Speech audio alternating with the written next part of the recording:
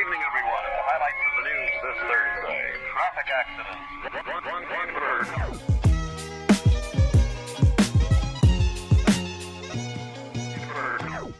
Hello. I guess since I got a lot of questions, considering that my video wasn't really meant for, I guess, educational purposes about summer at Brown, I'm gonna answer a few questions I got on my vlog video, and I hope it helps you guys. If anyone who's actually attending, I think everyone has about like a month before they're actually starting courses, so I wish you the best of luck in transition and transportation, and I hope you guys find this somewhat helpful. Okay, I don't know exactly when, but like at some point this year, I managed to dig up footage and from my summer camp experience and actually edit it without being the lazy ass that I am. So now, I'm almost at 600 views of a montage vlog situation that I uploaded because my two friends asked me to. And now, somehow, I am definitely an unqualified expert people are asking advice from, yes, I can English. I answered like a good chunk of questions, like, I guess, in the comments, can English today. But basically, the general questions were, what did you write on your application? How did you move in? What did you pack? And how did you make friends? And so I will be vaguely explaining how I managed to do those things in a 3-week span without completely combusting. Okay, I'll start with what did I write for my application process. So here's the thing. I'm very bad at getting to the point, as this human in my life has very clearly spoken to me about. But I found out that Brown had a summer program in like March, and I'm pretty sure, as my memory serves, think all applications are due by like late April. I don't remember, but like it was very close. So I sat myself down and I pretty much finished my application the night I opened the Summer at Brown program page. And I went to bed at like 4 a.m., but that's not important. So I don't exactly remember what I wrote in my application, like essay. Like I don't have a draft saved. It was literally, I wrote it then there in the square and like the box that's given, and I edited it in the box and then I just submitted it. Like I don't have my first draft. But basically what they want you to do, or what I recall, is they want you to like talk about who you are as a person and like why you chose a specific course that you want to attend. Like you have to register and then you choose the course that you kind of want to attend. So basically I'm a very heavy theater arts performance kind of person, right? And I'm interested in film as well. So at first I chose a film review screenwriting thing, and it was basically the analysis of horror movies and the reflection of them on our society. But that course got dropped because nobody signed up for it. So then I chose, simply put, like the title was creative writing, and I was like, what could go wrong with that, right? So I don't do much like writing outside of English class at school. Like I don't do the school newspaper or anything. So the best thing for me to write about was like how creative writing would have been applicable to me in theater or music or whatever I wanted to do. So basically, I've said basically way too many times. I talked about how I am very interested in theater and pursuing it in college, and how I want to maybe develop that into production, and production meaning screenwriting or set development or whatever, which means that if I want to screenwrite, I'm gonna have to have some aspects of creative writing in my life. And because my school does not offer a sole creative writing course, we just have a language course or like a literature course, it was something that I wanted to do because I wanted to learn about it, basically, simply put. So I wrote about theater and I connected the course to what I've learned in school. And I guess it's really important for you to talk about like why that course is important to you or what benefits that course would bring. So like you don't have to go off tangent into like, oh, like this is my dream and like I hope to be in Hollywood someday. Like I'm sure like it would help in some situations, but like keeping it straight to the point, like I do this and I'm interested in this and this course is gonna help me because of this, this, and this. And that's basically like what you need to do, because that's all they really want. Like they want to know why you're interested in attending summer at Brown. So yeah, that's what I wrote. It was a lot of billing, and then, oh yeah, if you're in international school, and I say this with much love, care, and literally just don't procrastinate on this, I chose to do 2 courses, but I had to drop one because I didn't apply for a visa. And basically what it is I think it's an F4 visa. I don't exactly remember the name, but it's in the guidelines for international school students. So if you are flying in from out of the States, you need to figure this out. So before like the deadline. So basically, if you want to take more than, I think it was 16 or 18 hours a week like of class, then you have to have a different like foreign studies visa, not just a visitor's visa. So if you want to take 2 courses over your summer, whatever, you need that. So apply for the visa, because the program cannot help you with the visa issues if you don't apply for it. Also, if I'm looking over this way, it's because I'm watching my friend put on makeup. Okay, so second question. I'm just going down the list of comments. Like, I don't really know what else to answer for y'all. So also, if I sound dead inside, I'm dead inside. So the second question I'm gonna answer is like, did I make friends? Like, is socializing hard? Blah blah blah. I answered this for the specific commenter, but I'll just say a general thing. I'm really bad with people. I'm very bad with people. It's a miracle I have a friend sitting next to me. It's really awkward for me to be even talking to a camera with my friend next to me. But that's okay. Maybe I should take a separate video so I don't have to edit a 45-minute long video. I'll stop it here. So, basically, I'm bad with people, and this is the second time I'm saying this, but I will very much say that I am bad with people. It was easier for me, I would say, because I took a course that only had like 12 people in the class, and our professor was really chill. Like, she did not want us calling her professor or Ms. or whatever. She was like straight up, you call me Kelly, like it's chill.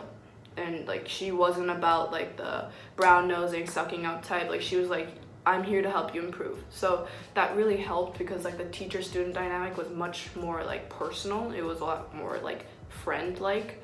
And our class got really close, and I think it was because the majority of us were female. So there wasn't like the barrier that everybody has when they go to school, and literally the room divides like Moses parted the sea, and it's just boys and girls separated, you know? This ain't no middle school dance. But it was a really natural process. I think like the first 2 classes it was a little awkward, but everyone was really open to like talking, because everyone was like really like creative. Like they had a lot of emotions, and their imagination like was one of their like strongest like suits.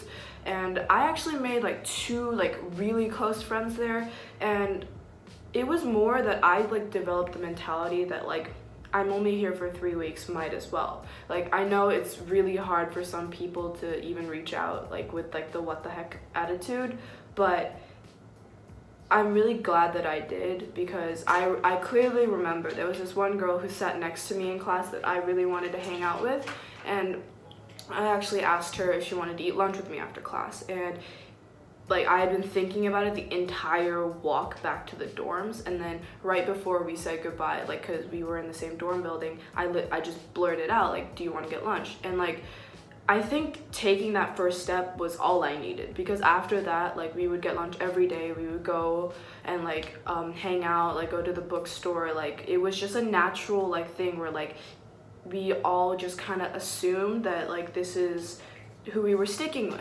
And I guess it's not as complicated as it's gonna be. Everyone's new there. It's not like you're the only transfer student at a school. Like everyone's new there. Everyone's only there for like 2 or 3 weeks. Everyone's like trying to like make memories and get to know people. So if you feel like it and if you're open to it, definitely just say, hey, do you want to get lunch? Or hey, do you want to get froyo? Like that is literally all it takes to make a friend there, I would say. So I hope that helps. Okay, so basically I'm gonna talk more about friends now, but I'm gonna talk about like what you can do there, because Rhode Island's small state in America. It's great. I love small states. Anyway, besides the point. So the biggest street or the biggest place that you are gonna end up hanging out in, and I guarantee this 100%, is Thayer Street, because it's literally right next to the campus. You can go to like Providence Mall, which is the closest mall to the Brown or RISD campus, but I usually took an Uber there. I should stop shaking. I took an Uber to Providence Mall most of the time. I walked once, but it took about like 25 minutes. So if you're up for it, then do whatever you want. But Thayer Street is really where like everyone goes. The Brown official like bookstore is there. They have an Urban Outfitters. They have a Francesca's. They have like Froyo, Boba. They also have a Ben & Jerry's store. It's just like a street full of everything a student needs. Like you can shop there, you can chill there, you can do homework there, you can buy your textbooks there. It's just, if you don't want to spend more money and go places, Thayer Street has everything you need. So ask them to, if you want to make a friend, ask them to go hang out at Thayer Street. You'll find plenty to do. Like you can waste an entire afternoon, especially if you have a morning class like I did. I think I spent at least 5 hours at Thayer Street, like just doing homework and eating. Just, that's all you need. Hi, okay, my next question. It's about traveling, and I'll probably edit this with the dorm experience stuff, but basically transportation was the biggest like deal for me to like, transportation was the biggest issue for me basically. Especially like flying across the world to go to Rhode Island from South Korea is not the easiest thing in the world, and I flew alone. So getting to Rhode Island was kind of a journey. So basically what I did was I found out that my friend in New York was actually going at the same time as me to attend a different course at Brown. And so I stayed with her for 2 days, and then we drove down to Rhode Island. And then when the course was over, her parents picked me up and then drove me to the airport as soon as it was over. So yeah, but like, so I had it easy because I lucked out and my friend was going at the same time for me. But I am aware that if you sign up, Brown does have a transportation system that will pick you up from the nearest airport, and you can sign up for that. And when you get there, they are so helpful. Like the sign-in session and like the guides are everywhere. There's signs everywhere. There are students who are wearing their signature red, brown, Summer at Brown shirts. I don't know if they keep it red every year, but they have bright colored shirts that will let you know that there are people that you can ask help from. And traveling alone was not a new experience for me, but it wasn't hard. Like especially like I know a lot of the commenters like that ask questions are living in North America, whether it be in the US, Canada, or Mexico, and I presume that transportation system is going to be a lot easier than flying across the world. So basically traveling alone is not going to be hard, I don't think, because you're definitely going to have staff members that are able to pick you up. There's a shuttle system. There are staff members who meet you at the front gate of Brown. They lead you, they help you sign in, they help you with everything. So just because you've never gone through this experience doesn't mean that you won't be able to like comfortably transition into it. So I don't think that's something you need to worry about. So yeah, the move-in process, I think that's the most people asked about the move-in process and the dorm process. And disclaimer, I am in South Korea, which basically means that my move-in process is going to be so different from like most of you who are just coming across from the coast, you know. My roommate actually, I think, came down from New York, so like she like drove basically just 3 hours. It was a 3-hour drive, and she drove to the campus with her family. And so she had her like massive fan, she had like her shower like basket. Like everything was like loosely packed because she could just put it in the trunk of her car and just drive. I, however, have a weight limit because Korean Air doesn't allow me to bring a massive fan onto the plane because life is hard. So this is for the international students. If you want to have a fan, get it as fast as possible, especially if you are coming in like the first week that the entire program starts. Before, like after you check in, don't go straight to your dorms. You go straight to the building that has the fans. That is where you go, because they only have so many and they will, like, they rent out all of it within like the first day. I did not rent a fan because I did not know what's going on. So thank God my roommate had a fan. But basically, okay, long story short, Brown is old, which means there's no air conditioners anywhere except your classrooms. The dorms, old or new, don't have any air conditioning of any sort. The window is all you have. So if you're like me and you can't handle heat, you need to rent a fan or you need to bring a fan. So international kids go straight to that department. What else? Oh yeah, the showers are a strange system. The dorm building that I was in, they had two different bathrooms. One bathroom was like a single person use, which was basically there was a toilet, a sink, and then one shower booth. So you locked the entire door and you showered, and that bathroom was yours if you got in there. The other bathroom on the other side of the hall, however, had two different stalls and two different shower stalls and 3 different bathroom stalls. So I'm gonna assume that that's the system that a lot of the dorm buildings have. I haven't checked out any other buildings, but if you are uncomfortable with people walking in and out, then I suggest trying to locate the nearest like single person bathroom, because that made my life so much easier. Like being able to lock that door and just like shower and do whatever, it was so much easier than having to like use the bathroom that had like people just using the bathroom in the sink like casually, you know? The dorm situations. I did not have a lot of footage in my actual like vlog video, but basically that dorm room is going to be as bare as it can get. They have a set like drawer, so it has like 3 cabinets and you can put your shirts or whatever or books in there. They have a desk and a chair, and you need to bring your own like desk lamp because they don't provide that. I think you can rent it, but it's honestly not worth it. And then you have a closet space that is pretty open, so you can store all your luggage there and like bring your own coat hangers as well. But you need to bring all of your bedding. Basically, they don't provide you like sheets. They have a mattress and that's it. So you need your lining sheet, then your pillow and your pillowcase, and then you need your proper duvet and anything else you need for your own bedding. So prepare to bring everything. And basically what I did as an international student who had a weight limit is I brought everything that was meant for camping. So everything was compact and light. So just beware that it's going to be really empty when you first move in. So you need to bring a lot on your own. There's a super specific question, so I'll answer that. Okay, yeah, basically the courses are like, I think there's a 1-week course, 2-week course, and a 3-week course, and that's basically the gist of it. Honestly, bring your bedding, your shower stuff as if you were staying there for an entire month. It's just your clothing that you need to be mindful of. Like, if you're only staying there for 2 weeks, there's no reason to pack as if you're staying for a month.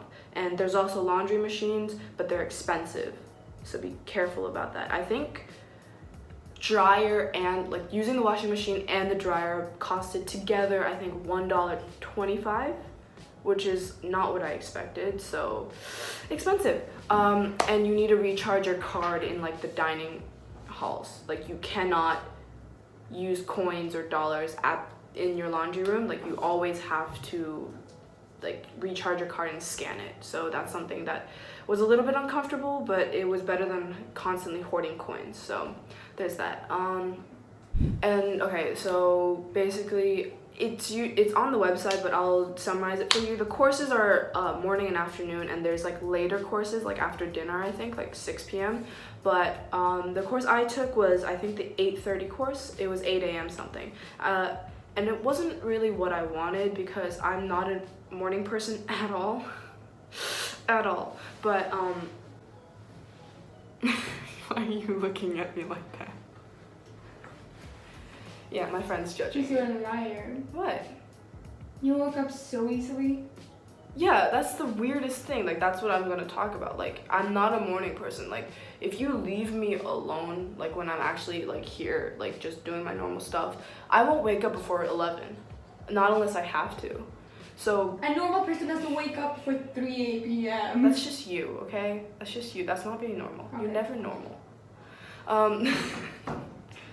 Basically, I thought I was gonna struggle by taking an 8:30 class, but it was kind of like, it was a compromise to be made because it was a course I really wanted to take. So I think I never missed a class, and I don't think I was late for a class. I did, however, sleep through my alarm once and wake up at 7:55, and I had to change, pack my bag, go to the library, print my essay, and then go to class, and in like maybe 25 minutes. So don't sleep through your alarms. Also, oh god, I forgot my dorm room name, but basically the normal quad, if it's in the center, there's dorms here, and then the library is about here, and then the classroom is up there. It's like a triangle. So you can cut directly across the quad and out the other end of the campus, and you'll get to the classroom that I was in. I'm really not helping because I don't remember any of my building names. Basically, things are walking distance, but they are far for walking distances. So like, if you want to go to the library and print before class, oh yeah, you need to go to the library and print before class because there are no printers in your dorm rooms, basically. So what you need to do is you need to plan the time to walk to the library and print because the library is big and the printers are usually on the second or third floor. So you have to cater in that time if you want to print before class. So I suggest if you do have a morning class, print the night before. So yeah. Final thing I'm going to talk about is like the excursions. So they let us like sign up to go to the aquarium or go bowling or go to the beach, and I went to all three of those, and the bowling alley and the aquarium were pretty close, and we all took a bus, the brown bus there, like brown bus, and we had TAs and supervisors that were always with us, so it wasn't anything extreme, but the beach was honestly a little bit complicated. So basically what happened was we went to Newport Beach, and there are other beaches around, so like if you want to go by yourself and take an Uber, that's completely fine. I just chose not to, but we shuttled to Newport Beach. But the thing is, Newport Beach had a lot of like tourist attractions, and they had a lot of stores, and so basically it was about a 45-minute walk to the actual beach, like to water. So if you want to hang out and actually be at the beach and like sit in the sand and tan or whatever, Newport may not be the best choice for you. I know my friends went to a different one, and they got onto the sand like pretty much after 10 minutes of walking. But if you want to go get like seafood, or if you want to it's just like shop on the docks, like Newport's great, and I'm sure they're gonna have that excursion again this year. So I would say like if you want to go, you want to go, but if you want to go, you should go. Like Newport's a great place, but if you really like, if you want to swim and like be on the sand and actually be on the beach, then I would suggest you just Uber somewhere else with your friends, because I think that was the most productive way to go and actually have a beach day. But yeah, anyway, basically a lot of you are attending. That's a lot of the questions I got, but it's a really great course overall. Like, it was a really last minute decision for me to attend, and I really didn't think I would get in, but going there, like, it was the best summer camp experience I've had ever. Like, it was lenient, but also, like, the courses were well structured enough that they felt like classes. So it was my freedom. Like, I got to choose how I wanted to, like, manage my time. Like, there was no one, like, babying me, so it was really, like, nice to have that like, freedom. But it was also like your professors expect a certain amount of, like, effort from you, and I think everyone understood that, and I think that was a really great thing. Like, everyone understood that, like, you had to put in a certain amount of effort and you had to contribute to the class. And thankfully I was in a really small class, so it didn't, like, we didn't have any people who didn't want to, like, participate, so that was great. But yeah, it's a really good experience, and I really suggest that the few of you that are attending really make the most of it. Like, don't just, like, focus on studying. Like, I know some people, like, some of my classmates only came to write because they wanted to like, publish something for their school newspaper or something, but, like, go to Province Mall, go on a walk, go to RISD. They have yard sales around that time because college students are cleaning out their dorms. Like, it's a really great thing to experience Rhode Island apart from just summer at Brown. So, I mean, especially, like, there'll be, like, waves of new students coming in, especially, like, after, like, the 2-week courses are over, then the new ones will start. And so they'll always have, like, little fairs for, like, clubs or, like, anything. So go out, like, have some fun, like, get some ice cream, like, meet some people. Like, oh, and another great thing that they have is there are chaperones or, like, supervisors or TAs that are actual college kids at Brown, and they will hold, like, little, like, clubs that would normally be, like, college clubs that they have there, and you get to experience that. So, like, first-gen immigrant kids, like, they have an entire club, like, explaining the college process for you for that. They even have an a cappella group. They have board game night. They have everything you would want. Like, it is really like a mini college experience. So I would suggest that you try everything out. Like, if you're interested, like, go to the first meeting. It's not gonna hurt you if you don't go after the first meeting, but getting that introduction and, like, trying things out at least was the best thing I ever did there, because I learned so much, especially, like, with, like, financial managing, like, tips, like, that the college kids gave me. Like, it was, I think, the most helpful thing I've learned about college so far. So yeah, definitely. Okay, so I realized I never finished an outro, so I hope you guys at least got some info out of this long video, and I'm really sorry this is going up so incredibly late, but I ran into some issues, as I will show you in a bit. But I went through a leg surgery, and so everything was really chaotic, and I realized that now a lot of you are gonna be already packed and ready to go, and so I hope, at least for some of you who are going later, like in July, this will at least help you a little bit. But I guess this video will be up for people who are going next year or, like, in the future, so hopefully this helps some of you. And I had a lot of fun filming this video, even if it was I think, like, 3 weeks ago. So yeah, I'm sorry I kept everyone waiting, but yeah, life hits you hard. Yeet.